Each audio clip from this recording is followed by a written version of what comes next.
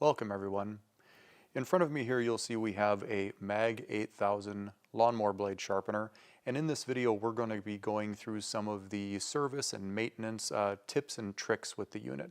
So I've already removed the grit guard, which is back here, and the grinding wheel, so we have more access to the machine.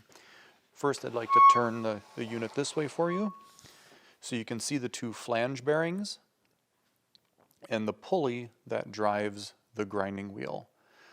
Generally, after a number of years of use, usually around year 5 and past, you'll have to change these flange bearings.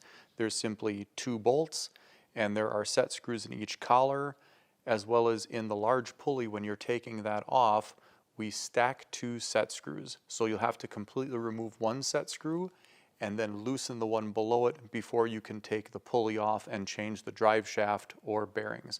It is a good idea that if you're going to change the bearings, change the drive shaft right away too, because the set screws cut into the shaft, and a lot of times it will be hard to get an older shaft back through the pulleys as well as the accurate sleeves of, or the collars of, the bearing.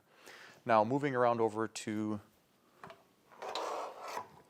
completely the back side of the unit, to access a lot of the service for changing the adjustment or changing the belt or also the drive up front, we'll want to take this side guard off. You'll want a 5/16 socket. If you have an older unit, there'll be Phillips head screws. We can set the unit on its back here gently. And so that was 2 on the top, 2 on the bottom, and then we can pull this guard out. They do fit relatively tight. And now we can see inside the machine. Here's our adjustment block.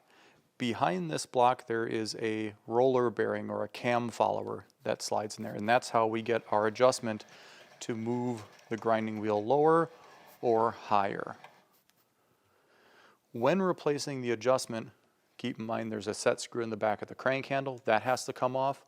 You've got 2 3/8 nuts that need to come off, and then there's a thrust bearing. On the bottom of the unit, I'm going to tip this back up again. At the bottom of the threaded rod, there is again a thrust bearing and a cotter pin. And sometimes if that cotter pin happens to break, the adjustment won't work properly, so even just tipping your machine up and seeing if the cotter pin is broken can be a quick way to diagnose if you have a problem with your adjustment. When replacing the adjustment assembly, you can purchase this as a whole kit from Magna-Matic.com, where the aluminum block will already be connected to this. And again, it's easiest to take the crank handle off, the nuts, the thrust bearing, and the cotter pin off of the bottom. You can then pivot this away from the bearing and then slide it up and then out of the machine, and do the same with the new one. When locking these 2 nuts down, you'll want to tighten the bottom one first and just get it a little snug. Put a little bit of pressure on the thrust bearing, but you don't want to put so much pressure on that you shear the cotter pin below that we showed you. And then once that one is just lightly snug with a little bit of pressure on it, you can take 2 wrenches and lock the 2 nuts together and jam them to fix that position, and then simply put the crank back on the top. Now, a couple notes about changing the belt. You'll want to raise the adjustment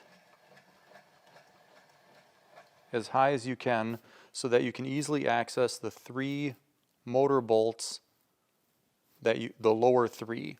If you just simply loosen those, there is play in those 3 holes that you can take some of the belt tension off, as well as loosening the 2 bolts on the flange bearing will also take belt tension off to allow you to take the pulleys off and put a new belt on.